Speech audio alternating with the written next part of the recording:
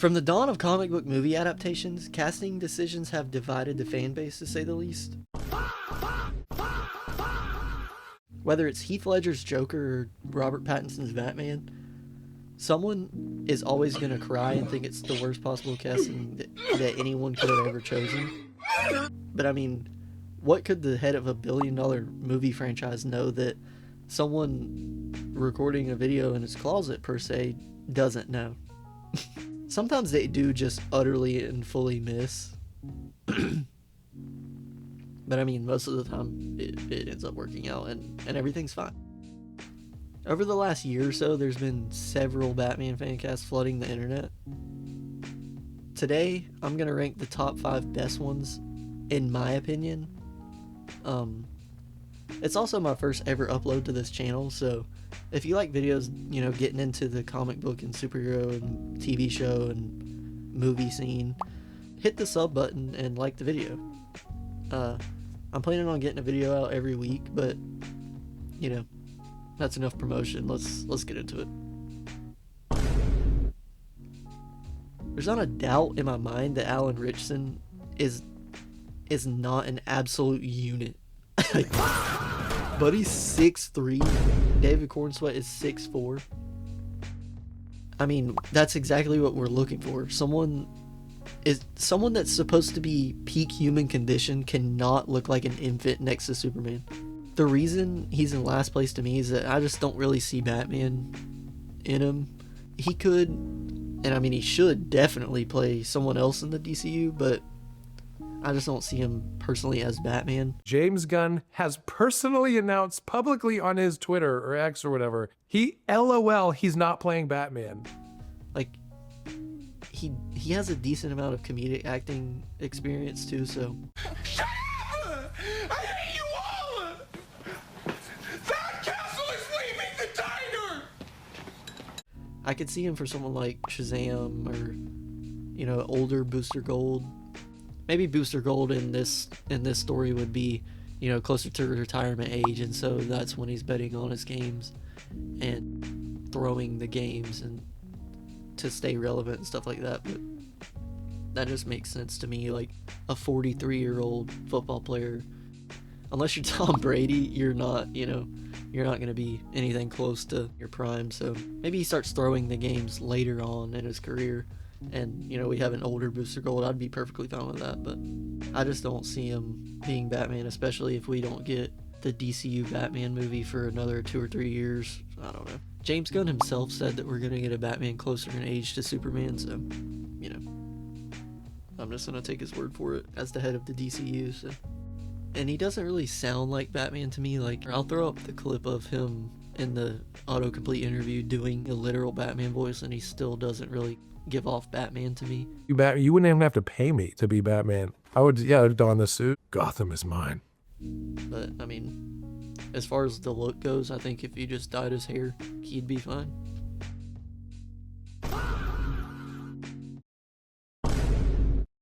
Number 4 actually used to be my top pick before James Gunn said that Batman was going to be closer in age to Superman. It's tough because this DCU Batman is going to have to fit in such a weird age to where he has so much experience but also needs to be able to play the character for 10 or 15 years, you know, as the universe goes on, like the MCU. Everyone and their mother at this point knows that Jensen Ackles voices Batman in the animated Tomorrowverse movie. This was Harvey, and he was right. I mean, every comment on a Batman Fancast video is, it should be Jensen Ackles voice Batman. Like, we know, buddy. Like, delete your comment. I know you were typing it out. Just go ahead and delete the comment. I already know that. I mean, if the DCU Batman starts filming in 2028, Jensen will be 50 years old. Like, I just want to see Batman moving like an absolute unit and not fighting people with a walker by the sequel, you know. But I don't know. But I mean, as far as looking and sounding like Batman, I think he definitely has that. I think he definitely has that down. I mean, his acting skills definitely there too. So I mean, if it was like 10, 15 years ago, you know, maybe, but I don't know. I think it's 2. I think we're past that now, unfortunately. I'm not gonna lie, I don't know anything about Nate Man. I know he looks and sounds like Batman / Bruce Wayne. How these men who were so young, and also at a time that around psychology and around trauma just didn't exist. Those understandings just didn't exist. But before he was getting fan cast as Batman, I had never even heard of him. I mean, not that that's a bad thing. I'm sure he's a tremendous actor. I had never really heard of David Cornsweet before he was getting fan cast as Superman either, so I mean, he absolutely killed it. I just personally can't rank him higher if I don't know for a fact that he can pull off the range needed for Batman. And he's also 28 years old from what I could find on Google, or like a 30-second Google search. Contrary to the other two, I think he might be too young, because like I said, the weird age point that this Batman's gonna have to be, I think he's too young for the experience we're gonna need going into the 4th Robin and 10 plus years of experience. I don't know, I just don't really see it working.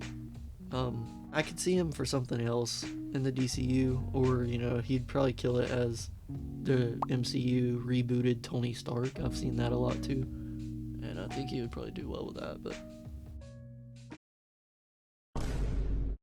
my number 2 pick is another pick I know basically nothing about. I watched some clips, but man, does this dude look like Bruce Wayne from the 70s and 80s comics. I didn't really think his voice was a perfect fit from watching a couple interviews. It was just getting to the point where I was auditioning a lot, wasn't really moving forward with anything. Yeah. And I'm just like, okay, cool.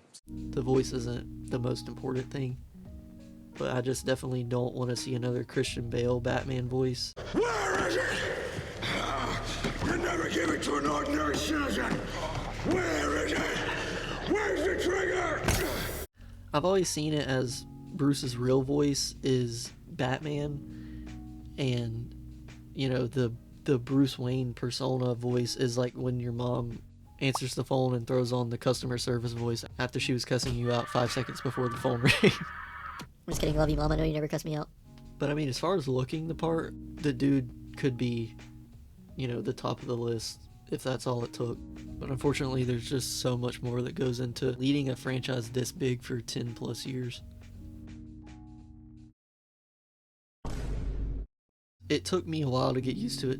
I really do think he looks like Bruce Wayne, and it's not just the Photoshop. He definitely has the height and, the build. It's so hard not to sound sus talking about this, You're gay! He's gay! I think he could definitely pull off the range to play Batman and Bruce. If you watch the 1923 show, like, everyone pulled the clips from that show saying he should be Batman, whatever. I didn't really see it at first, but I definitely do now. He's been a very polarizing pick for months and months now, but I mean, out of these options, I think he's probably the best if you had to pick one out of these 5. He's 35 at the point of recording this, and I think that's like the perfect age, a little bit older than our Superman, and still under 40 years old. So when we get to the second and third movie, he's not going to need assisted living. But in all seriousness, I just want someone that cares about the role and someone that can act extremely well, because if the DCU ends up like the DCEU, I might crash out. DC cannot put us through all that again. But I mean, yeah, that's my ranking of the top 5 fan casts for Batman that I've seen as of recording this video. Feel free to tell me how much you disagree in the comments. But if you like the video, please consider hitting the like and the subscribe button for more videos like this one. Like I said, I'm going to try to get at least one video a week. So, if you like this video, I hope you stick around. But it's been Tebow. See you guys in the next video.